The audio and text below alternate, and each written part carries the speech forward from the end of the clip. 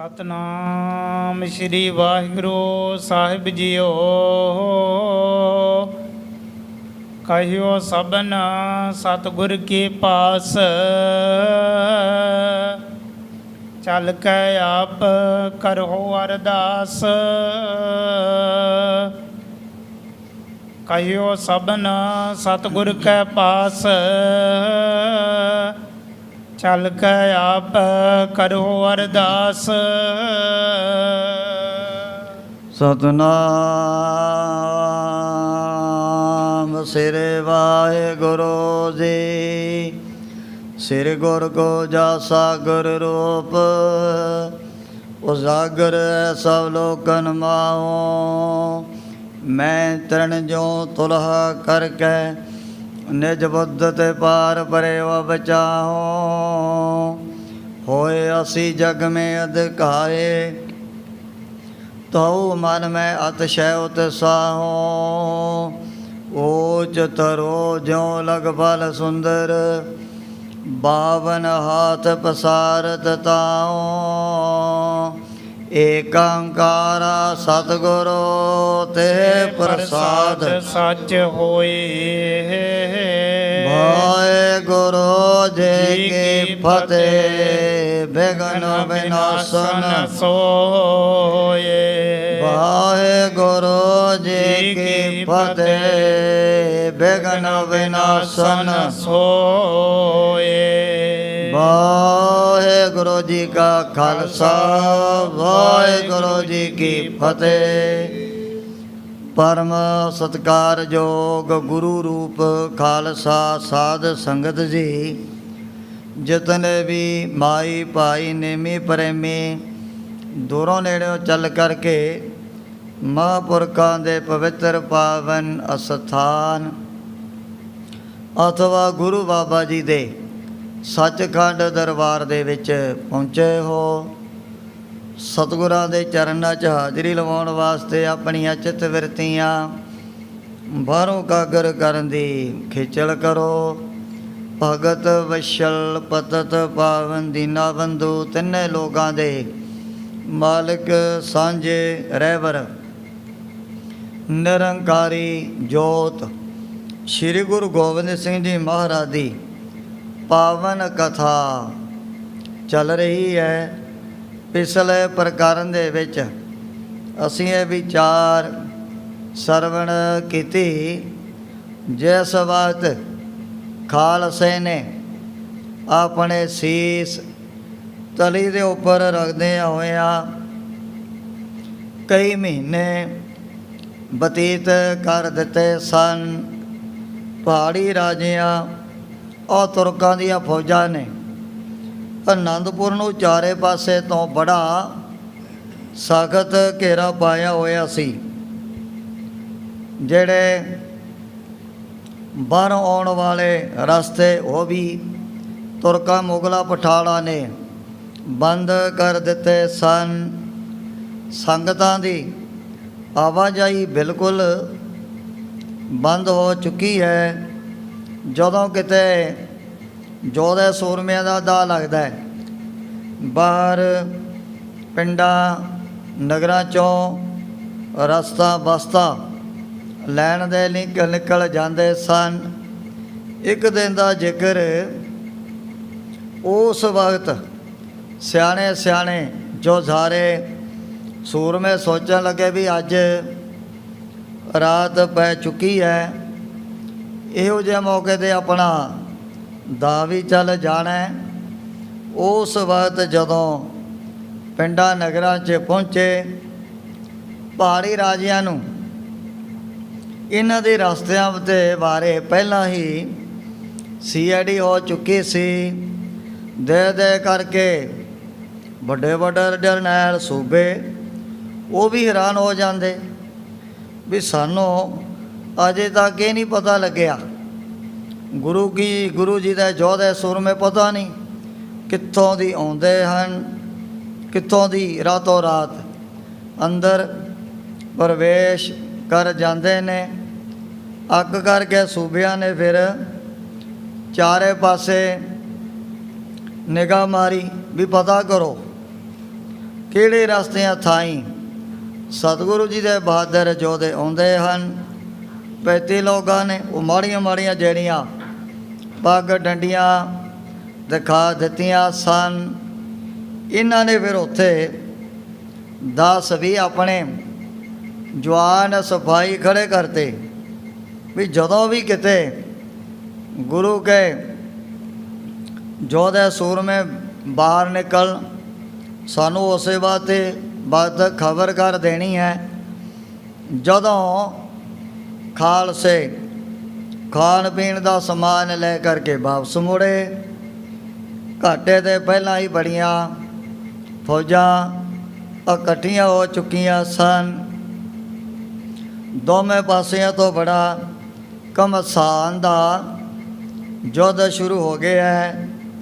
ਉਸ ਵਕਤ ਜਦੋਂ ਖਾਲਸੇ ਨੇ ਦੇ ਲਿਆ ਵੀ ਹੁਣ ਇਹਨਾਂ ਦੇ ਵਿੱਚੋਂ ਜਿਉਂਦੇ ਜੀ ਨਿਕਲ ਕਰਕੇ ਵਾਪਸ ਜਾਣਾ, ਇਹ ਤਾਂ ਬੜੀ ਔਖੀ ਗੱਲ ਹੋ ਗਈ। ਉਹ ਚਾਰੇ ਪਾਸੇ ਬੜੀਆਂ ਜਿਹੜੀਆਂ ਫੌਜਾਂ ਪਹੁੰਚ ਚੁੱਕੀਆਂ ਹਨ। ਯੋਧੇ ਸੂਰਮਿਆਂ ਨੇ ਬੰਗਾਰਿਆ ਵੀ ਆਪਾਂ ਤਾਂ ਫਿਰ ਅੱਜ ਜੰਗ ਕਰਦਿਆਂ ਸ਼ਹੀਦੀ ਪ੍ਰਾਪਤ ਕਰ ਜਾਣੀ ਹੈ। ਜੇ ਆਪਾਂ ਇਹਨਾਂ ਦੇ ਅੱਗੇ ਝੁਕੇ ਤਾਂ ਵੀ ਜਿਉਂਦੇ ਜੀ ਤਾਂ ਛੱਡਣਾ ਨਹੀਂ। ਕਿਉਂ ਨਾ ਹੋਵੇ ਆਪਾਂ ਧਰਮ ਦਾ ਯੁੱਧ ਕਰਦਿਆਂ ਆਪਣੇ ਪ੍ਰਾਣ ਹੀ ਕੁਰਬਾਨ ਕਰ ਦੇਣੇ ਹਨ। ਉਧਰੋਂ ਜਿਨ੍ਹਾਂ ਨੂੰ ਪਤਾ ਸੀ ਉਹ ਉਡੀਕ ਰਹੇ ਨੇ ਵੀ ਫਲਾਣਾ ਆਪਣਾ ਬਹਾਦਰ ਯੋਧਾ ਵਾਪਸ ਨਹੀਂ ਆਇਆ। ਜਾ ਕਰਕੇ ਸਤਿਗੁਰੂ ਜੀ ਦੇ ਪਾਸ ਸਾਰੀ ਗੱਲਬਾਤ ਦੱਸੀ। ਸਰਬੱਗ ਅੰਤਰਜਾਮੀ ਸਤਿਗੁਰੂ ਜੀ ਕਹਿਣ ਲੱਗੇ, ਭਾਈ ਜੇ ਕਿਤੇ ਸਾਨੂੰ ਦੱਸ ਕੇ ਜਾਂਦੇ ਅਸੀਂ ਫਿਰ ਉਹਨਾਂ ਦੀ ਬੜੀ ਨਿਗਰਾਨੀ ਰੱਖਣੀ ਸੀ। ਜੇ ਕਿਤੇ ਕਹਿਰਾ ਪੈ ਵੀ ਜਾਂਦਾ ਆਪਾਂ ਨੇ ਉਸੇ ਵਕਤ ਬਹੁਤ ਸਾਰੇ ਯੋਧੇ ਸੂਰਮੇ ਭੇਜ ਦੇਣੇ ਸਨ। ਸਤਿਗੁਰੂ ਜੀ ਨੇ ਇਹਨਾਂ ਨੂੰ ਵੀ ਆਪਣੇ ਚਰਨਾਂ 'ਚ ਸਦਾ ਦੇ ਲਈ ਨਿਵਾਸ ਬਖਸ਼ ਦਿੱਤਾ ਸੀ। ਯੋਧਿਆਂ ਨੇ ਦਰਖਤਾਂ ਦੀਆਂ ਜਿਹੜੀਆਂ ਛਿੱਲਾਂ ਉਬਾਲ ਕਰਕੇ ਵੀ ਆਪਣੇ ਪੇਟ ਦੀ ਅੱਗ ਬੁਝਾਈ। ਕਈ ਫਿਰ ਆ ਜਿਹੜੇ ਦਰਖਤਾਂ ਦੇ ਪੱਤੇ ਨੇ ਉਹਨਾਂ ਨੂੰ ਪਕਾ ਕਰਕੇ ਆਪਣਾ ਗੁਜ਼ਾਰਾ ਕਰ ਰਹੇ ਸਨ। ਬਹੁਤ ਵੱਡੇ ਜਿਹੜੇ ਔਖੇ ਪਰਚੇ ਦਸ਼ਮੇਸ਼ ਪਿਤਾ ਨੇ ਆਪਣੇ ਖਾਲਸੇ ਦੇ ਉੱਪਰ ਪਾਏ ਹੋਏ ਹਨ। ਜਦੋਂ ਸਤਿਗੁਰੂ ਜੀ ਨੇ ਆਪਣੇ ਖਾਸ ਤਵੇਲੇ ਦੇ ਵਿੱਚ ਜਾ ਕਰਕੇ ਨਿਗਾਹ ਮਾਰੀ, ਜਿਹੜੇ ਸੀ ਮਹਿੰਗੇ ਘੋੜੇ ਉਹ ਵੀ ਮਾਨੋ ਧਰਤੀ ਦੇ ਉੱਪਰ ਖੁਰਾਂ ਨੂੰ ਮਾਰ ਕਰਕੇ ਆਪਣੀ ਭੁੱਖ ਦਾ ਜਿਹੜਾ ਦੁੱਖ ਜ਼ਾਹਰ ਕਰ ਰਹੇ ਸੀ। ਸਤਿਗੁਰੂ ਜੀ ਨੂੰ ਦੇਖਣ ਸਾਰ ਘੋੜੇ ਉਸੇ ਵਕਤ ਬੜੀ ਉੱਚੀ ਆਵਾਜ਼ ਦੇ ਨਾਲ ਹਿਣਕਣ ਲੱਗ ਪਏ ਸੀ। ਜਿਨ੍ਹਾਂ ਦੇ ਸਿਰਾਂ ਦੇ ਉੱਪਰ ਮਹਾਰਾਜ ਨੇ ਜਾ ਕਰਕੇ ਹੱਥ ਫੇਰਨਾ, ਉਹਨਾਂ ਨੂੰ ਪਲੋਸਣਾ, ਨਾ ਤਾਂ ਵਿਚਾਰਿਆਂ ਨੂੰ ਦਾਣਾ ਘਾਹ ਕੋਈ ਵੀ ਖਾਣ ਵਾਸਤੇ ਚੀਜ਼ ਨਹੀਂ ਮਿਲਦੀ। ਇਹ ਵੀ ਸੁੱਕ ਕਰਕੇ ਇੱਕ ਹੱਡੀਆਂ ਔਰ ਮਾਸ ਦੇ ਪਿੰਜਰ ਹੀ ਬਣ ਚੁੱਕੇ ਸਨ। ਇਸੇ ਤਰ੍ਹਾਂ ਜਿਹੜੇ ਸੀ ਪ੍ਰਸ਼ਾਦੀ ਹਾਥੀ ਵਰਗੇ ਉਹ ਵੀ ਸੁੰਡ ਘੁਮਾ ਕਰਕੇ ਆਪਣੀ ਭੁੱਖ ਨੂੰ ਦੱਸਣ ਲੱਗ ਪਏ ਹਨ। ਪਰ ਮਹਾਰਾਜ ਨੇ ਬਹੁਤ ਉਦਾਸੀਨ ਬਿਰਤੀ ਧਾਰਨ ਕੀਤੀ ਹੋਈ ਹੈ। ਸੇਵਕ ਦਾਸ ਵੀ ਵਿਚਾਰੇ ਬਾਰ ਹੱਥ ਜੋੜਦੇ ਹਨ। ਇਹ ਦੀਨ ਦੁਨੀਆ ਦੇ ਮਾਲਕ ਇਹਨਾਂ ਹਾਥੀ ਘੋੜਿਆਂ ਦਾ ਕੀ ਬਣੂ? ਇਹ ਤਾਂ ਬਿਲਕੁਲ ਸੁੱਕਦੇ ਹੀ ਜਾ ਰਹੇ ਹਨ। ਉਸ ਵਕਤ ਮਹਾਰਾਜ ਨੇ ਕੋਈ ਵੀ ਆਪਣੇ ਵੱਲੋਂ ਖਾਸ ਤੌਰ 'ਤੇ ਜਵਾਬ ਨਹੀਂ ਦਿੱਤਾ ਸੀ। ਚੱਲ ਕਰਕੇ ਭਾਈ ਰਾਮ ਕੌਰ ਜੀ ਇਹ ਵੀ ਆਨੰਦਪੁਰ ਦੇ ਵਿੱਚ ਪਹੁੰਚ ਗਏ ਹਨ। ਦੇਖਿਆ ਵੀ ਕਿਹੋ ਜੀ ਦੁਖਦਾਈ ਹਾਲਤ ਗੁਰੂ ਕੇ ਪਿਆਰਿਆਂ ਦੀ ਹੋ ਚੁੱਕੀ ਹੈ, ਜਿਨ੍ਹਾਂ ਦੀਆਂ ਛਾਤੀਆਂ ਦੀਆਂ ਪਸਲੀਆਂ ਵੀ ਸਾਹਮਣੇ ਦਿਸਣ ਲੱਗ ਪਈਆਂ ਹਨ। ਸਰੀਰ ਦਾ ਆ ਜਿਹੜਾ ਮਾਸ ਇਹ ਵੀ ਸੁੱਕ ਚੁੱਕਿਆ ਹੈ, ਮਾਨੋ ਇੱਕ ਹੱਡੀਆਂ ਦੇ ਕਰੰਗਾਂ ਦੇ ਸਮਾਨ ਬਣੇ ਪਏ ਸਨ। ਇਤਿਆਦਿਕ ਪ੍ਰਸੰਗ ਪਿੱਛੇ ਆਇਆ। ਅੱਗੇ ਜਿਸ ਪ੍ਰਕਾਰ ਸਤਿਗੁਰਾਂ ਦੀ ਪਵਿੱਤਰ ਪਾਵਨ ਕਥਾ ਦੇ ਤਾਈ ਗ੍ਰੰਥ ਕਰਤਾ ਭਾਈ ਸਾਹਿਬ ਭਾਈ ਸੰਤੋਖ ਸਿੰਘ ਜੀ ਚਾਰਨ ਕਰਦੇ ਨੇ। ਆਪਣੇ ਮਨਾਂ ਨੂੰ ਕਾਗਰ ਕਰਦੇ ਹੋਏ ਆਲਸ ਤੋਂ ਸਾਵਧਾਨ ਹੋ ਕਰਕੇ ਆਖੋ ਸਤਨਾਮ ਸ੍ਰੀ ਵਾਹਿਗੁਰੂ ਜੀ। ਸਤਨਾਮ ਸ਼੍ਰੀ ਵਾਹਿਗੁਰੂ ਜੀ। ਕਹਿਓ ਸਭਨ ਸਤਿਗੁਰ ਕੇ ਪਾਸ। ਉਸ ਵਕਤ ਸਾਰੇ ਪ੍ਰੇਮੀ 14 ਸੂਰਮੇ ਇਕੱਠੇ ਹੋ ਕੇ ਭਾਈ ਰਾਮ ਕੌਰ ਜੀ ਦੇ ਪਾਸ ਆ ਗਏ ਵੀ ਤੁਹਾਡੀ ਕਹੀ ਹੋਈ ਗੱਲ ਸਤਿਗੁਰੂ ਜੀ ਕਦੇ ਵੀ ਮੋੜਦੇ ਨਹੀਂ ਹਨ। ਚੱਲ ਕੇ ਆਪ ਕਰੋ ਅਰਦਾਸ। ਤੁਹਾਨੂੰ ਹੀ ਫਿਰ ਮਹਾਰਾਜ ਦੇ ਅੱਗੇ ਚੱਲ ਕਰਕੇ ਅਰਦਾਸ ਬੇਨਤੀ ਜੋਦੜੀ ਕਰਨੀ ਪੈਣੀ ਹੈ। ਸਾਥ ਸੁਖੀ ਰਖ ਰਿਪ ਕੋ ਮਾਰਨ।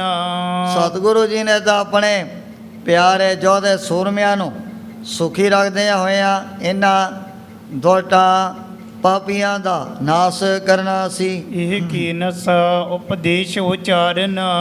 ਇਹੋ ਜਿਹਾ ਉਪਦੇਸ਼ ਸਤਿਗੁਰੂ ਜੀ ਹਮੇਸ਼ਾ ਵਾਸਤੇ ਆਪਣੀ ਰਸਨਾ ਤੋਂ ਸੁਣਾਇਆ ਕਰਦਿਆਂ ਨੇ ਵੀ ਮੇਰਾ ਸੁਖੀ ਵਸੈ ਮੋਰੋ ਪਰਵਾਰਾ।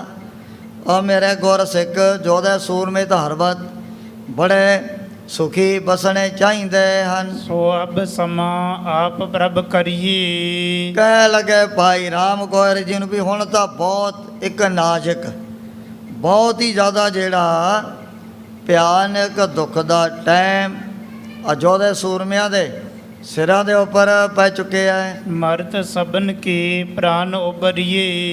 ਇਹਨਾਂ ਮਰਦਿਆਂ ਹੋਇਆਂ ਦੇ ਪ੍ਰਾਣਾਂ ਦਾ ਕੇਵਲ ਤੇ ਕੇਵਲ ਤੁਸੀਂ ਤਾਂ ਇਹ ਜ਼ਰੂਰ ਬਚਾ ਕਰਵਾ ਸਕਦੇ ਹੋ। ਜਿਹੋ ਆਨਾ ਜਿਸ ਤੇ ਬਚ ਰਹਿ। ਜੇ ਇਹਨਾਂ ਨੂੰ ਖਾਣ ਪੀਣ ਦੇ ਲਈ ਮਿਲੂਗਾ ਤਾਂ ਫਿਰ ਇਹਨਾਂ ਦੇ ਪ੍ਰਾਣਾਂ ਦਾ ਬਚਾਅ ਹੋਣਾ ਹੈ। ਨਹੀਂ ਸ਼ੁਦਾ ਕੀ ਸੰਕਟ ਸਹੈ। ਨਹੀਂ ਤਾਂ ਫਿਰ ਮਹਾਰਾਜ ਜੀਵੜੇ ਗੁਰ ਸਿੱਖ ਆਪਣੇ ਸਰੀਰਾਂ ਦੇ ਉੱਪਰ ਭੁੱਖ ਦਾ ਬਹੁਤ ਇੱਕ ਵੱਡਾ ਡਾਢਾ ਦੁੱਖ ਉਸੇ ਤਰ੍ਹਾਂ ਚੱਲ ਰਹੇ ਹਨ। ਸਭ ਕੀ ਗਤ ਜੁਤ ਕਸ਼ਟ ਨਿਹਾਰੀ। ਉਹ ਭਾਈ ਰਾਮ ਕੌਰ ਜੀ ਨੇ ਸਾਰਿਆਂ ਦਾ ਦੁੱਖ ਆਪਣੀ ਅੱਖਾਂ ਦੇ ਨਾਲ ਸਾਹਮਣੇ ਦੇਖ ਲਿਆ ਸੀ। ਜਥਾ ਕ੍ਰਿਖੀ ਸੂਕਤ ਬਿਨ ਬਾਰੀ। ਜਿਵੇਂ ਕਹਿੰਦੇ ਜੇ ਮੀਂਹ ਨਾ ਪਵੇ ਜ਼ਿਮੀਂਦਾਰਾਂ ਦੀਆਂ ਖੇਤੀਆਂ ਉਹ ਵੀ ਸਹਿਜੇ ਸਹਿਜੇ ਸੁੱਕਣ ਲੱਗ ਜਾਂਦੀਆਂ ਹਨ। ਇੱਕ ਦਿਨ ਬੀਚ ਪਾਈ ਗੁਰ ਪਾਸ। ਇੱਕ ਦਿਨ ਭਾਈ ਰਾਮ ਕੌਰ ਜੀ ਨੇ ਜਦੋਂ ਦੇਖਿਆ ਵੀ ਅੱਜ ਸਰਬੰਸ ਦਾਨੀ ਸਤਿਗੁਰੂ ਜੀ ਬੜੇ ਪ੍ਰਸੰਨ ਬੈਠੇ ਹਨ। ਸਭ ਦਿਸ਼ ਥੀ ਕੀਨਸ ਅਰਦਾਸ। ਇਹਨਾਂ ਨੇ ਵੀ ਸਿੰਘਾਂ ਦੇ ਬਹੁਤ ਵੱਡੇ ਵੱਡੇ ਦੁੱਖਾਂ ਨੂੰ ਅਨੁਭਵ ਕਰਦੇ ਹੋਇਆ ਮਹਾਰਾਜ ਦੇ ਅੱਗੇ ਬੇਨਤੀ ਕਰ ਦਿੱਤੀ ਹੈ। ਹਾਥ ਜੋਰ ਮੈਂ ਕਹੂੰ ਬਿਰਤੰਤ। ਭਾਈ ਰਾਮ ਕੌਰ ਜੀ ਬ੍ਰਹਮ ਗਿਆਨੀ ਪੂਰਨ ਗੁਰ ਸਿੱਖ ਸਤਿਗੁਰੂ ਜੀ ਦੇ ਚਰਨਾਂ ਦੇ ਖਾਲਸੇ ਨੂੰ ਕਹਿਣ ਲੱਗੇ ਵੀ ਕੋਈ ਗੱਲ ਨਹੀਂ, ਜਦੋਂ ਕਿਤੇ ਸਮਾਂ ਬਣਿਆ ਮੈਂ ਮਹਾਰਾਜ ਦੇ ਅੱਗੇ ਜ਼ਰੂਰ ਬੇਨਤੀ ਕਰ ਦੇਣੀ ਹੈ। ਸੁਣੀਏ ਪ੍ਰਭ ਮਾਲਕ ਭਗਵੰਤ।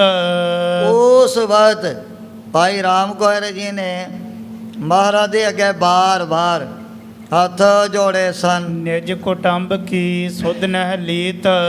ਸੱਚੇ ਪਾਤਸ਼ਾਹ ਵੀ ਆਪਨੇ ਤਾਂ ਅਪਰਿਵਾਰ ਦੀ ਵੀ ਕੋਈ ਖਬਰ ਸਾਰ ਨਹੀਂ ਰੱਖੀ ਹੋਈ ਹੈ। ਜਿਨ ਕੋ ਆਏ ਪੁਜਿਓ ਅੰਮ੍ਰਿਤ ਹੀਤ। ਇਹਨਾਂ ਦੇ ਮੌਤ ਦੇ ਜਿਹੜੇ ਦਿਨ ਬਹੁਤ ਹੀ ਨੇੜੇ ਪੁੱਜ ਚੁੱਕੇ ਹਨ। ਬਿਨ ਭੋਜਨ ਇੱਕ ਦਿਨ ਬਿਤਵਾਈ। ਸੱਚੇ ਪਾਤਸ਼ਾਹ ਵੀ ਇੱਕ ਦਿਨ ਕਿਸੇ ਪ੍ਰਾਣੀ ਨੂੰ ਭੋਜਨ ਛਕਣ ਵਾਸਤੇ ਕਿਤੇ ਨਾ ਮਿਲੇ, ਉਹਦੀ ਫਿਰ ਕੈਸੀ ਜਿਹੜੀ ਦੁਖਦਾਈ ਹਾਲਤ ਹੋ ਜਾਂਦੀ ਹੈ। ਪ੍ਰਾਨੀ ਕੀ ਸੁਧ ਬੁੱਧ ਸਭ ਜਾਈ। ਆਮ ਮਨੁੱਖਾਂ ਦੀ ਤਾਂ ਸੁੱਧ ਬੁੱਧੀ ਭੁੱਲ ਜਾਊ। ਜੇ ਕਿਸੇ ਨੂੰ 8 ਕੁ ਕੋਈ ਖਾਣ ਪੀਣ ਦੇ ਲਈ ਅੰਨ ਪਾਣੀ ਨਹੀਂ ਮਿਲਦਾ ਹੈ। ਬੀਤਿਓ ਮਾਸ ਛੋਦਤ ਹੀ ਰਹਤੀ। ਸੱਚੇ ਪਾਤਸ਼ਾਹ ਵੀ ਖਾਲਸੇ ਨੇ ਤਾਂ ਸੁੱਧਤ ਹੀ ਰਹਤੇ, ਭੁੱਖਿਆਂ ਰਹਿ ਕਰਕੇ ਕਿਤਨੇ ਜਿਹੜੇ ਮਹੀਨੇ ਇਹਨਾਂ ਨੇ ਇਸੇ ਤਰ੍ਹਾਂ ਹੀ ਬਤੀਤ ਕਰ ਦਿੱਤੇ ਹਨ। ਨਹੀਂ ਪਾਓ ਪੀ ਇੱਕ ਦਿਨ ਲਹਿਤੀ। ਹੁਣ ਤਾਂ ਇਹਨਾਂ ਨੂੰ ਦਿਨ ਦੇ ਵਿੱਚ ਇੱਕ ਪਾਈਆ ਪਰਨ ਉਹ ਵੀ ਕਦੇ ਖਾਣ ਦੇ ਲਈ ਪ੍ਰਾਪਤ ਨਹੀਂ ਹੁੰਦਾ ਹੈ। ਖਾਸ ਘਟ ਬਹੁਰੋ ਜੰਗ ਕਰੰਤੀ। ਪਰ ਫਿਰ ਵੀ ਆਪਣੇ ਲੱਕ ਬੰਨ ਕਰਕੇ ਜਿਹੜੇ ਯੋਧੇ ਸੂਰਮੇ ਜੰਗ ਕਰਨ ਦੇ ਲਈ ਹਰ ਵਕਤ ਤਿਆਰ ਰਹਿੰਦੇ ਹਨ। ਬਿਨ ਆਧਾਰ ਜਾਂਤੀ ਬਿਸਮੰਤੀ। ਸੱਚੇ ਪਾਤਸ਼ਾਹ ਹੁਣ ਤਾਂ ਇੱਕ ਆਪ ਦੇ ਦਰਸ਼ਨਾਂ ਦਾ ਹੀ ਆਧਾਰ ਇਹਨਾਂ ਨੇ ਮਨ ਦੇ ਵਿੱਚ ਧਾਰਨ ਕੀਤਾ ਹੋਇਆ। ਰਾਤ ਸਕਲ ਮਹਿ ਜਾਗਰਨ ਕਰੇ। ਔਰ ਜਿਹੜੇ ਮੋਰਚਿਆਂ 'ਚ ਬੈਠਣ ਵਾਲੇ ਉਹਨਾਂ ਨੂੰ ਵੀ ਫਿਰ ਸਾਰੀ ਰਾਤ ਜਾ ਕਰਕੇ ਲੰਘਾਉਣੀ ਪੈਂਦੀ ਹੈ। ਬੈਠ ਮੋਰਚਨ ਦਿਨ ਮਹਿ ਲਰੇ। ਇਸੇ ਤਰ੍ਹਾਂ ਬਹੁਤ ਸਾਰੇ ਜਿਹੜੇ ਯੋਧੇ ਸੂਰਮੇ ਉਹ ਦਿਨ ਦੇ ਟਾਈਮ 'ਤੇ ਮੋਰਚਿਆਂ ਦੇ ਵਿੱਚ ਇਹਨਾਂ ਤੁਰਕਾਂ ਮੁਗਲਾਂ ਪਠਾਣਾਂ ਦੇ ਨਾਲ ਮੁਕਾਬਲਾ ਤਕਰੀਬਨ ਕਰਦੇ ਹੀ ਰਹਿੰਦੇ ਹਨ। ਬਾਰਨ ਬਾਜੀ ਵੀਰ ਬਿਸਾਲੀ। ਸੱਚੇ ਪਾਤਸ਼ਾਹ ਆਪ ਦੇ ਬਾਦਰ ਯੋਧੇ ਘੋੜੇ ਹਾਥੀ ਕਿਵੇਂ ਭੁੱਖ ਦੇ ਦੁੱਖ ਦੇ ਨਾਲ ਬੜੇ ਹੀ ਬਿਲਕ ਰਹੇ ਹਨ। ਸਰਬ ਭਾਂਤ ਕੀ ਸੇਵਕ ਜਾਲੀ। ਜੋਨ ਆਪ ਦੀ ਹਜ਼ੂਰੀ ਦੇ ਵਿੱਚ ਰਹਿਣ ਵਾਲੇ ਬਹੁਤ ਸਾਰੇ ਮਾਈ ਔਰ ਭਾਈ ਉਹ ਵੀ ਅੰਨ ਤੋਂ ਬਗੈਰ ਕਿਵੇਂ ਬੜੇ ਦੁਬਲੇ ਕਮਜ਼ੋਰ ਹੋ ਚੁੱਕੇ ਹਨ। ਉਹਨਾਂ ਦੇ ਉਹ ਸਰੀਰ ਦੀਆਂ ਜਿਹੜੀਆਂ ਹੱਡੀਆਂ ਉਹ ਵੀ ਮਾਂ ਦੇ ਵਿੱਚੋਂ ਸਾਹਮਣੇ ਦਿਸਣ ਲੱਗ ਪਈਆਂ ਹਨ। ਦਰਸ਼ ਆਪ ਕੋ ਇਸੀ ਭਰੋਸੀ। ਹੁਣ ਤਾਂ ਇੱਕ ਆਪ ਦੇ ਦੀਦਾਰ ਦੇ ਉੱਪਰ ਹੀ ਇਹਨਾਂ ਨੇ ਬੜਾ ਯਕੀਨ ਭਰੋਸਾ ਧਾਰਨ ਕੀਤਾ ਹੋਇਆ ਹੈ। ਬੀਤਹਿ ਸਭ ਦਿਨ ਧਰ ਸੰਤੋਸ਼ੀ। ਮਹਾਰਾਜ ਅੱਠੇ ਪੈਰ ਇੱਕ ਮਨ ਦੇ ਵਿੱਚ ਸੰਤੋਖ ਧਾਰਨ ਕਰਦਿਆਂ ਹੋਇਆਂ ਗੁਰ ਸਿੱਖ ਮਸਾ ਬਤੀਤ ਕਰਦੇ ਨੇ। ਜੀਵਨ ਹੀਤ ਅਪਰਨਹ ਜਾਨਾ। ਹੁਣ ਇਹਨਾਂ ਦੇ ਜੀਵਨ ਦਾ ਜਿਹੜਾ ਹੋਰ ਕੋਈ ਵੀ ਹੁਣ ਕਾਰਨ ਨਹੀਂ ਬਣ ਸਕਦਾ ਹੈ। ਧਿਆਨ ਆਪ ਕੋ ਜਾਏ ਨਾ ਪ੍ਰਾਨਾ। ਇੱਕ ਆਪ ਦੇ ਧਿਆਨ ਦੇ ਬਲ ਕਰਕੇ ਸਰੀਰ ਦੇ ਵਿੱਚੋਂ ਪ੍ਰਾਣ ਨਹੀਂ ਨਿਕਲਦੇ ਹਨ। ਸਭ ਹਲ ਪੱਗ ਕਹਾਂ ਗਤ ਜਾਣੈ। ਹੁਣ ਜਿਹੜੇ ਸਾਡੇ ਵਰਗੇ ਅਲਪਾਗ ਅਜ਼ੀਮ ਉਹ ਆਪ ਦੀ ਇਹੋ ਜੀ ਅਚਰਜ ਗਤੀ ਨੂੰ ਕਿਵੇਂ ਸਮਝ ਸਕਦੇ ਹਨ। ਲਖੋ ਆਪ ਹੀ ਜੋ ਕ੍ਰਿਤ ਠਾਨੈ। ਸੱਚੇ ਪਾਤਸ਼ਾਹ ਆਪ ਦੀ ਲੀਲਾ ਨੂੰ ਤਾਂ ਹੁਣ ਆਪ ਹੀ ਜਾਣ ਸਕਦੇ ਹੋ। ਅਬ ਮਰਬੀ ਮਹਿ ਦੇਰ ਨਾ ਕੋਈ। ਮੈਨੂੰ ਤਾਂ ਇਹੋ ਲੱਗਦਾ ਵੀ ਇਹਨਾਂ ਦੇ ਸਰੀਰਾਂ ਨੂੰ ਵੀ ਤਿਆਗਣ ਲੱਗਿਆ ਕੋਈ ਜ਼ਿਆਦਾ ਦੇਰ ਨਹੀਂ ਲੱਗਣੀ, ਜਿਹੜੇ ਬਿਲਕੁਲ ਦੁਬਲੇ ਕਮਜ਼ੋਰ ਕ੍ਰਿਸ ਹੋ ਚੁੱਕੇ ਹਨ। ਬੋਲ ਸਕਹਿ ਨਹਿ ਬੇਬਲ ਹੋਈ। ਇੱਕ ਬੇਬਲ ਹੋ ਕਰਕੇ ਦਿਨ ਕਟੀਤਾ ਕਰਦੇ ਹਨ, ਪਰ ਡਰਦਿਆਂ ਹੋਇਆ ਕੋਈ ਵੀ ਆਪ ਦੇ ਅੱਗੇ ਬੇਨਤੀ ਨਹੀਂ ਕਰਨੀ ਚਾਹੁੰਦਾ ਹੈ। ਚਹੂੰ ਔਰ ਤੁਰਕਨ ਕੋ ਕੀਰਾ। ਦੇਖੋ ਇਹਨਾਂ ਤੁਰਕਾਂ ਮੁਗਲਾਂ ਪਠਾਣਾਂ ਨੇ ਆਨੰਦਪੁਰ ਦੇ ਚਾਰੇ ਪਾਸੇ ਕਿਤਨੀ ਬਹੁਤ ਜ਼ਿਆਦਾ ਸਖਤ ਨਾਕਾਬੰਦੀ ਕੀਤੀ ਹੋਈ ਹੈ। ਨਾ ਕੋਈ ਅੰਦਰੋਂ ਬਾਹਰ ਜਾ ਸਕਦਾ ਹੈ, ਅਤੇ ਬਾਹਰੋਂ ਆਉਣ ਵਾਲੀਆਂ ਸੰਗਤਾਂ ਉਹ ਵੀ ਅਨੰਦਪੁਰ ਦੇ ਵਿੱਚ ਕਿਸੇ ਵੀ ਰਸਤੇ ਥਾਈਂ ਅੰਦਰ ਨਹੀਂ ਆ ਸਕਦੀਆਂ ਹਨ। ਜਾਂਤੇ ਸਭ ਕੋ ਕਸ਼ਟ ਵਡੇਰਾ। ਮਹਾਰਾਜ ਬਹੁਤ ਵੱਡਾ ਇੱਕ ਨਾ ਝੱਲਣ ਵਾਲਾ ਦੁੱਖ ਕਸ਼ਟ ਇਹਨਾਂ ਦੇ ਸਰੀਰਾਂ ਦੇ ਉੱਪਰ ਪੈ ਚੁੱਕਿਆ ਹੈ। ਦੋਹਰਾ ਸੁਨ ਕਰ ਬਿਨੈ ਜੋ ਮੈਂ ਕਹੀ, ਕਿਰਪਾ ਨਿਧਾਨ ਸੋ ਜਾਨ। ਭਾਈ ਰਾਮ ਕੌਰ ਜੀ ਖਾਲਸੇ ਦੇ ਪਾਸ ਇਹ ਕਥਾ ਸੁਣਾਉਂਦੇ ਆ, ਬੇਨਤੀ ਕਰਦੇ ਹਨ ਵੀ ਜਦੋਂ ਮੈਂ ਦਸ਼ਮੇਸ਼ ਪਿਤਾ ਦੇ ਅੱਗੇ ਜਾ ਕੇ ਬਾਰ-ਬਾਰ ਹੱਥ ਜੋੜੇ ਸੀ, ਦੇਨ ਲੱਗੇ ਪੁਨ ਅੰਨ ਕੋ ਪਰਖੀ ਸਿੰਘ ਮਹਾਨ। ਸਤਿਗੁਰੂ ਜੀ ਨੇ ਪਹਿਲਾਂ ਆਪਣੇ ਸਿੰਘਾਂ ਨੂੰ, ਆਪਣੇ ਖਾਲਸੇ ਨੂੰ ਬਹੁਤ ਵੱਡੇ ਵੱਡੇ ਕਸਵੱਟੀ ਦੇ ਜਿਹੜੇ ਤਾ ਦੇ ਕਰਕੇ ਪਰਖਿਆ ਸੀ। ਕਬੀਰ ਕਸੌਟੀ ਰਾਮ ਕੀ ਝੂਠਾ ਟਿਕੈ ਨਾ ਕੋਏ, ਰਾਮ ਕਸੌਟੀ ਸੋ ਸਹਿ, ਸਹਿੰਦਾ ਕੌਣ ਹੈ? ਜੋ ਮਰ ਜੀਵਾ ਹੋਏ। ਅਤੇ ਜਿਨ੍ਹਾਂ ਨੇ ਆਪਣੇ ਪ੍ਰਾਣ ਸਤਿਗੁਰੂ ਜੀ ਦੇ ਚਰਨਾਂ 'ਚ ਸਦਾ ਦੇ ਲਈ ਭੇਟਾ ਕੀਤੇ ਹੋਏ ਸੀ, ਉਹਨਾਂ ਨੇ ਇਹੋ ਜਿਹੀਆਂ ਵੱਡੀਆਂ ਵੱਡੀਆਂ ਦਸ਼ਮੇਸ਼ ਪਿਤਾ ਦੀਆਂ ਲਾਈਆਂ ਹੋਈਆਂ ਕਸਵੱਟੀਆਂ ਵੀ ਸਰੀਰਾਂ ਦੇ ਉੱਪਰ ਝੱਲ ਲਈਆਂ ਸਨ। ਰਾਮ ਕਸੌਟੀ ਸੋ ਸਹਿ, ਜੋ ਮਰ ਜੀਵਾ ਹੋਏ।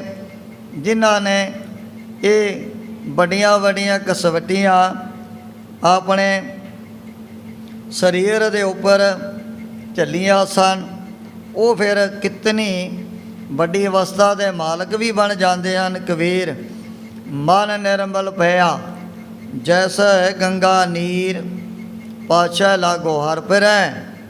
ਕਹਿਤ ਕਬੀਰ ਕਬੀਰ, ਉਹਨਾਂ ਦੇ ਜਿਹੜੇ ਹਿਰਦੇ ਦਸ਼ਮੇਸ਼ ਪਿਤਾ ਨੇ ਕਸਵੱਟੀਆਂ ਦੇ ਤਾ ਦੇ ਕਰਕੇ ਬਿਲਕੁਲ ਸ਼ੁੱਧ ਕਰ ਦਿੱਤੇ ਸੀ। ਚੌਪਈ ਦੇ ਕਰ ਕਸ਼ਟ ਸੁਧ ਔਰ ਕਰੀ। ਸਤਿਗੁਰੂ ਜੀ ਨੇ ਬਹੁਤ ਵੱਡੀਆਂ ਵੱਡੀਆਂ ਤਕਲੀਫਾਂ ਇਹੋ ਜਿਹੇ ਜਿਹੜੇ ਪਰਚੇ ਹਰੇਕ ਦਾ ਕੋਈ ਝੱਲ ਨਹੀਂ ਸਕਦਾ, ਉਹਨਾਂ ਸਮਿਆਂ ਦੇ ਵਿੱਚ ਕਿਹੋ ਜਿਹੇ ਮਹਾਰਾਜ ਜੀਵੜੇ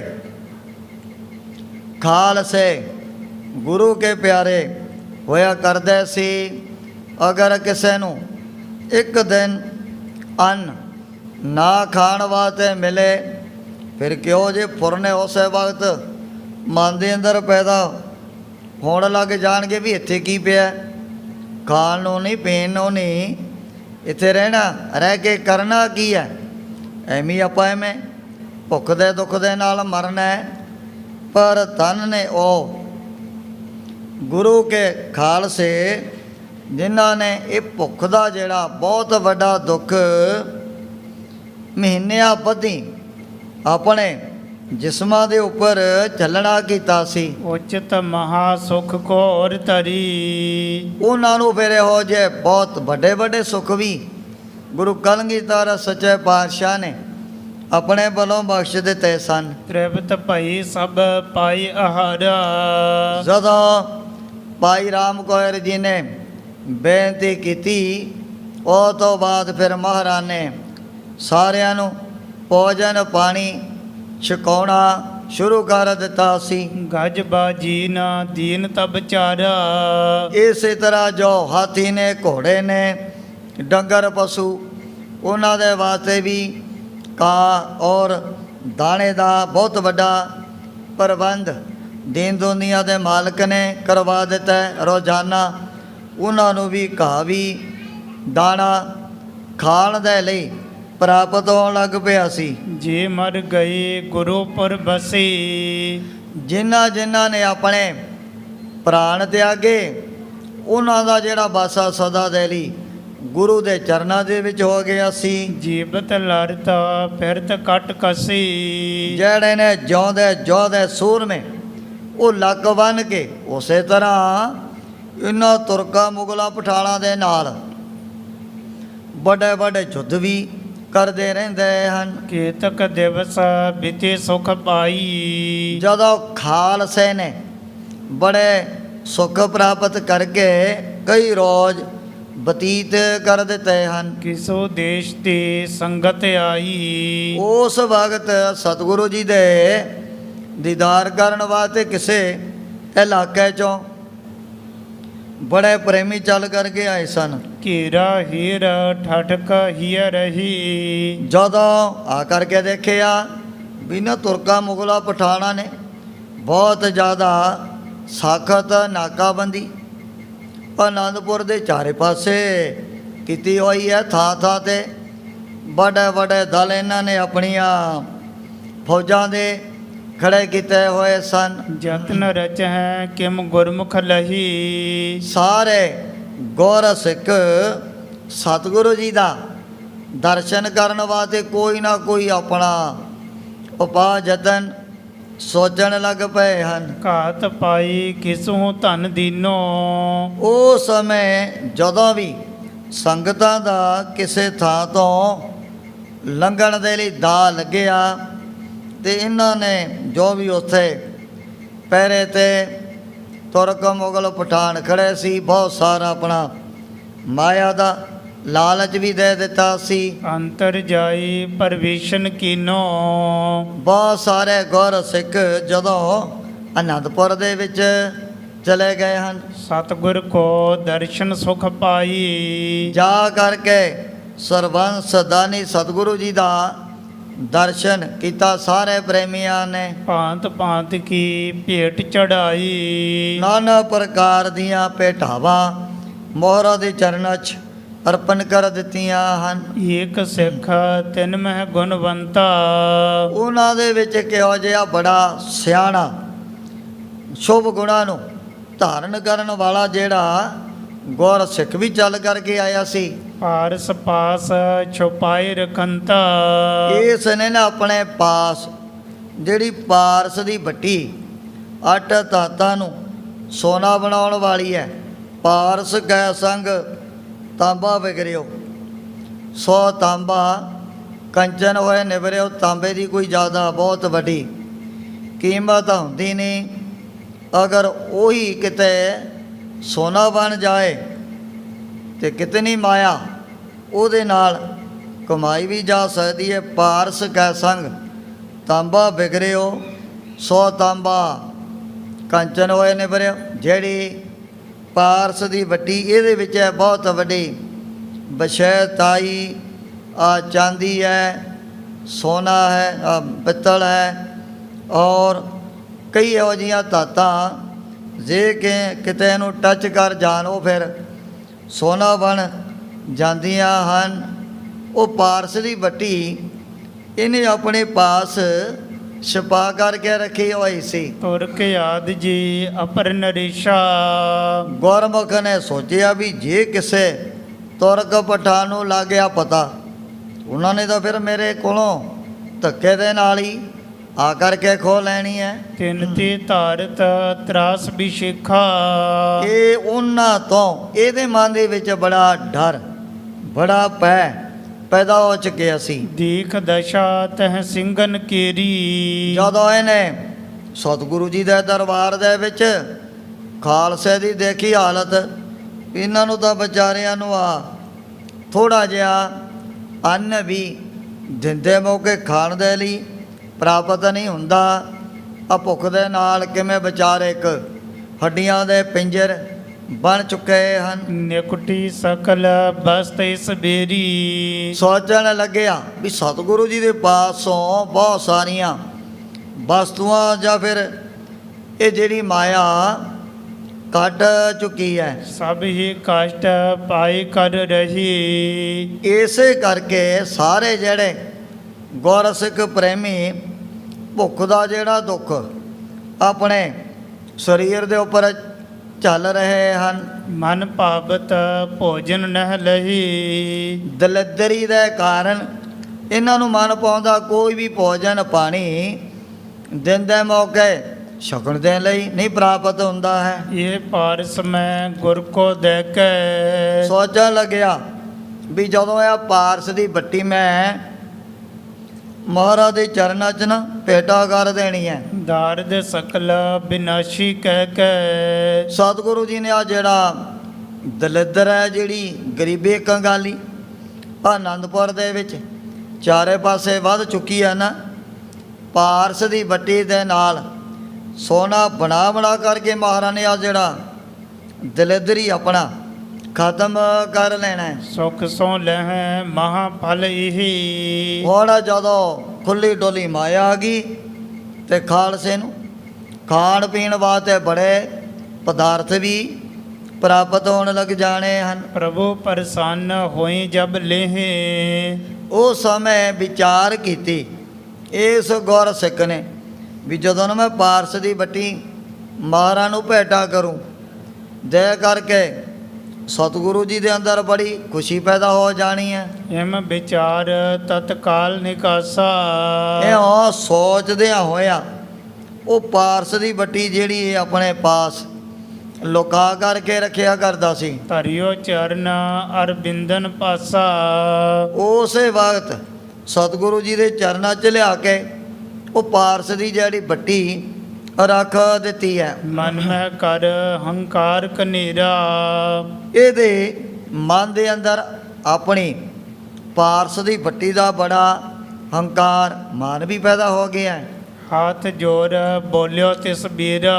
ਉਹ ਸਮੇਂ ਸਤਿਗੁਰੂ ਜੀ ਦੇ ਅੱਗੇ ਇਹ ਪ੍ਰੇਮੀ ਦੋਵੇਂ ਹੱਥ ਜੋੜ ਕੇ ਅਰਜ਼ ਕਰਨ ਲੱਗ ਪਿਆ ਸੀ। ਪ੍ਰਭ ਜੀ ਇਹ ਪਾਰਸ ਮੈਂ ਦੀਨ। ਇਹ ਦੀਨ ਦੁਨੀਆ ਦੇ ਮਾਲਕ ਸੱਚੇ ਪਾਤਸ਼ਾਹ ਵੀ ਆਮ ਇੱਕ ਬਹੁਤ ਬੇਕੀਮਤੀ ਜਿਹੜੀ ਵਸਤੂ ਪਾਰਸ ਦੀ ਬੱਟੀ ਆਪ ਦੇ ਵਾਸਤੇ ਲੈ ਕਰਕੇ ਆਇਆ। ਜਿਸ ਤੇ ਸਭ ਦਰਦ ਹੋਈ ਛੀਨ।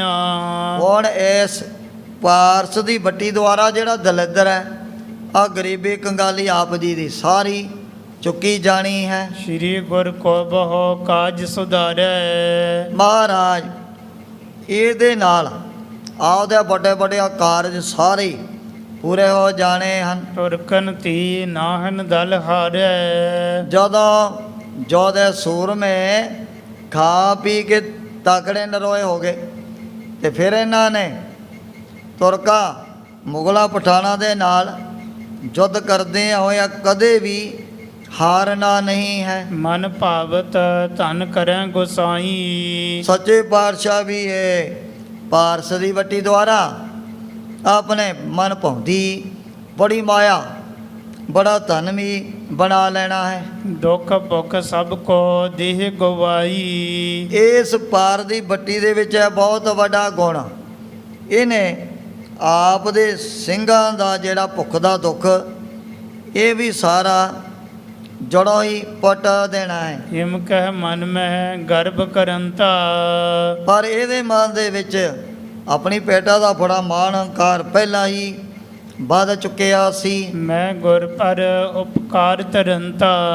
ਸੋਚਣ ਲੱਗਿਆ ਇਹ ਗੁਰ ਸਿੱਖ ਵੀ ਮੈਂ ਬਹੁਤ ਵੱਡਾ ਇੱਕ ਪਰਉਪਕਾਰ ਆਪਣੇ ਵੱਲੋਂ ਗੁਰੂ ਕਲਗੀਧਰ ਸੱਚੇ ਪਾਤਸ਼ਾਹ ਦੇ ਉੱਪਰ ਕਰਨ ਲੱਗਿਆ। ਜਾਨ ਰਿਧਿ ਕੀ ਕਰਮਹਿ ਗਹਿਓ। ਸਤਿਗੁਰੂ ਜੀ ਨੇ ਸਰਬਾਗੰਤਰ ਜਾਮੀ ਵੀ ਇਹਦਾ ਬੜਾ ਅਣਜਾਣ ਹੈ, ਇਹਨੂੰ ਇਹ ਨਹੀਂ ਪਤਾ ਵੀ ਜੇ ਅਸੀਂ ਚਾਹੀਏ ਇੱਕ ਛਿੰਦ ਦੇ ਵਿੱਚ ਸਾਰੀ ਧਰਤੀ ਸੋਨੇ ਦੀ ਬਣ ਸਕਦੀ ਹੈ।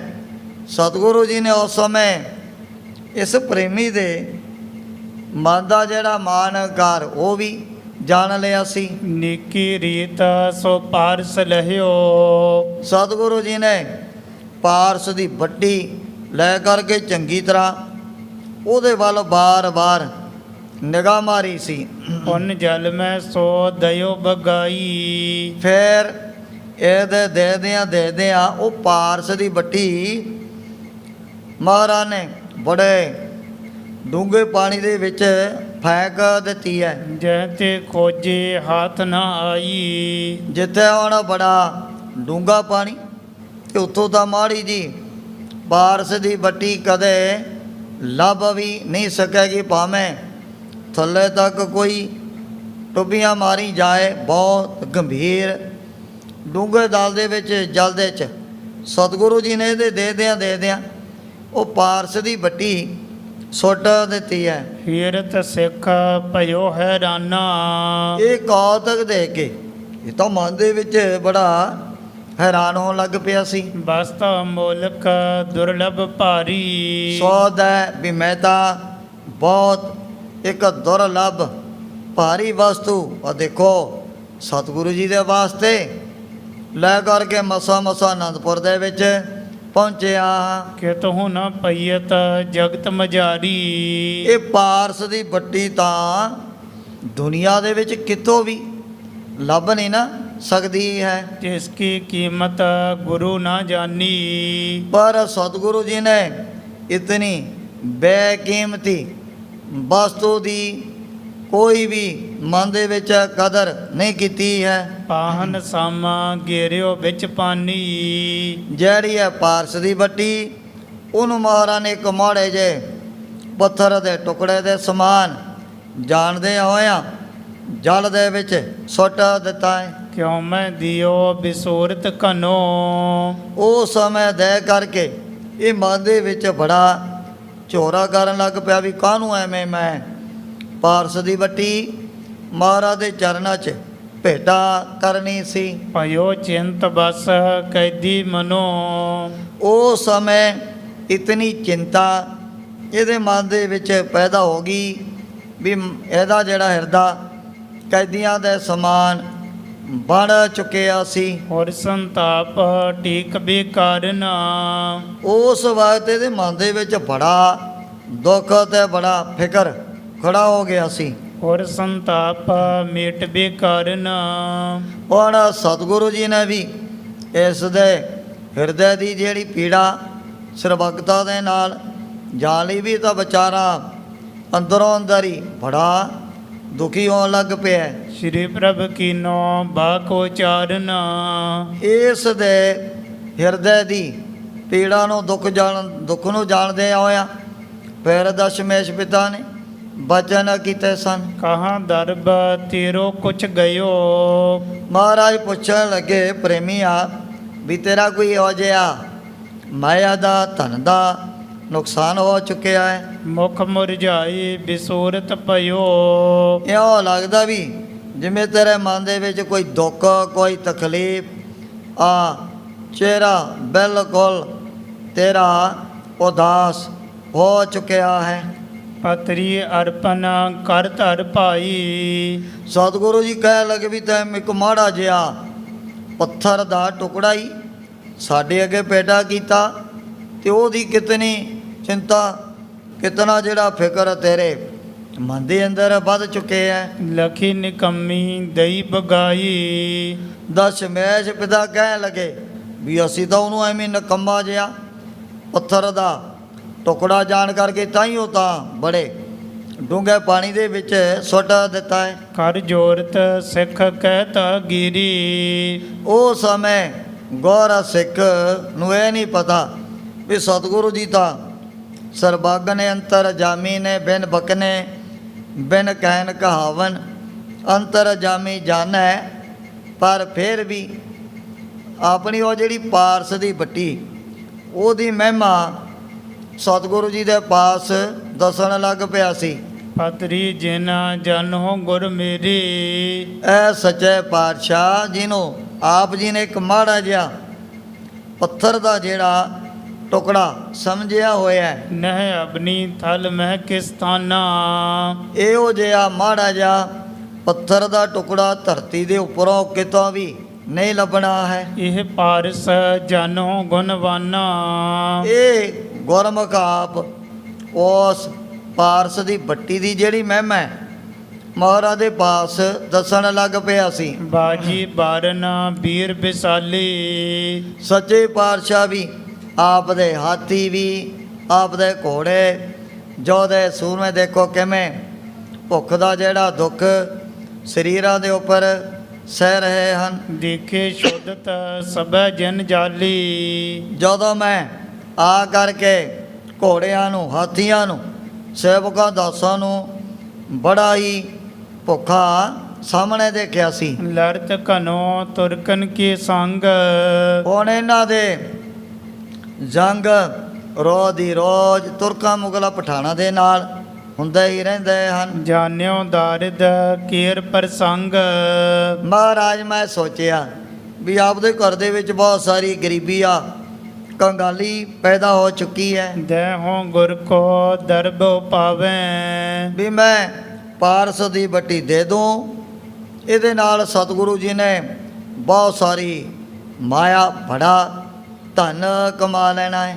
ਰਖ ਸੈਨਾ ਵੱਡ ਜੰਗ ਮਚਾਵੇ, ਹੁਣ ਜਿਹੜੀ ਸੈਨਾ ਫੌਜ ਹੈ ਉਸ ਦੀ ਵੀ ਆਪਣੇ ਪਹਿਲਾਂ ਦੇ ਨਾਲੋਂ ਬੜੀ ਗਿਣਤੀ ਵਧਾ ਲੈਣੀ ਹੈ। ਸਗਲ ਜਗਤ ਹਵੈ ਹੈ ਅਨੁਸਾਰੀ, ਹੁਣ ਜਿੱਥੇ ਫੌਜਾਂ ਵੱਧ ਗਈਆਂ ਉੱਥੇ ਵੱਡੇ ਵੱਡੇ ਰਾਜੇ ਮਹਾਰਾਜੇ ਵੀ ਉਹਨਾਂ ਦੇ ਅਧੀਨ ਹੋ ਜਾਂਦੇ ਹਨ। ਜਿਸ ਕੋ ਚਾਹੇ ਰਖੈ ਦੇ ਮਾਰੀ, ਜਿਹਦੇ ਪਾਸ ਰਾਜ ਬਭੂਤੀ ਜਾਂ ਫਿਰ ਰਾਜਸੀ ਤਾਕਤ ਆ ਗਈ, ਉਹ ਫਿਰ ਕਿਸੇ ਨੂੰ ਮਾਰੇ ਚਾਹੇ ਕਿਸੇ ਨੂੰ ਛੱਡੇ, ਤੇ ਉਹ ਜੀਆਂ ਬੜੀਆਂ ਤਾਕਤਾਂ ਵੀ ਪ੍ਰਾਪਤ ਕਰ ਲੈਂਦੇ ਹਨ। ਰਾਵਰ ਕਰੀ ਕ੍ਰਿਤ ਅਬ ਐਸੀ, ਪਰ ਸੱਚੇ ਪਾਤਸ਼ਾਹ ਆਪਣੇ ਤਾਂ ਇੱਕ ਇਹੋ ਜੀ ਬਹੁਤ ਕਠਿਨ ਖੇਲ ਆਰੰਭ ਕੀਤੀ ਹੋਈ ਹੈ। ਗਿਰਿਓ ਪਾਰਸ ਪਾਹਨ ਜੈਸੀ, ਪਰ ਉਸ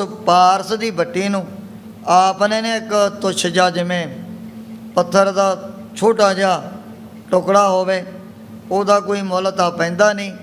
ਸੋਚਦਾ ਸੱਚੇ ਪਾਤਸ਼ਾਹ ਵੀ ਆਪਨੇ ਵੀ ਮੇਰੀ ਜਿਹੜੀ ਬੇਕੀਮਤੀ ਚੀਜ਼ ਉਹਨੂੰ ਮਾੜਾ ਜਿਹਾ ਪੱਥਰ ਦਾ ਇੱਕ ਟੁਕੜਾ ਹੀ ਜਾਣਿਆ ਹੋਇਆ ਹੈ। ਸੁਨ ਗੁਰ ਸਿਤਲ ਹੋਏ ਕਰ ਕਹਿਓ, ਉਹ ਸਮੇਂ ਸਤਿਗੁਰੂ ਜੀ ਥੋੜ੍ਹੇ ਜਿਹੇ ਢਿੱਲੇ ਚਿਹਰੇ ਦੇ ਨਾਲ ਆਪਣੇ ਵੱਲੋਂ ਕਹਿਣ ਲੱਗੇ ਸੀ, ਸੋ ਹਮਨੇ ਪਾਰਸ ਨਹਿ ਲਹਿਓ, ਸਤਿਗੁਰੂ ਜੀ ਕਹਿਣ ਲੱਗੇ ਭਾਈ ਗੁਰ ਸਿੱਖਾ ਸਾਨੂੰ ਤਾਂ ਕੋਈ ਪਤਾ ਹੀ ਲੱਗਿਆ ਵੀ ਤੈਂ ਇਤਨੀ ਬੇਕੀਮਤੀ ਸ਼ੈ ਸਾਡੇ ਪਾਸ ਲਿਆ ਕਰਕੇ ਭੇਟਾ ਕੀਤੀ ਹੈ। ਜੇ ਕੀਮਤ ਜਾਣਤ ਵੱਡ ਤਾਹੀ, ਅਗਰ ਕਿਤੇ ਸਾਨੂੰ ਇਸ ਪਾਰਸ ਦੀ ਬੱਟੀ ਦੀ ਕੀਮਤ ਹੈ, ਜੋ ਵੀ ਮੁੱਲ ਹੈ, ਉਹਦੇ ਬਾਰੇ ਪਤਾ ਹੁੰਦਾ, ਕਾਹਨੂੰ ਐਵੇਂ ਬੜੇ ਡੂੰਘੇ ਪਾਣੀ ਦੇ ਵਿੱਚ ਫੈਂਕਣੀ ਸੀ।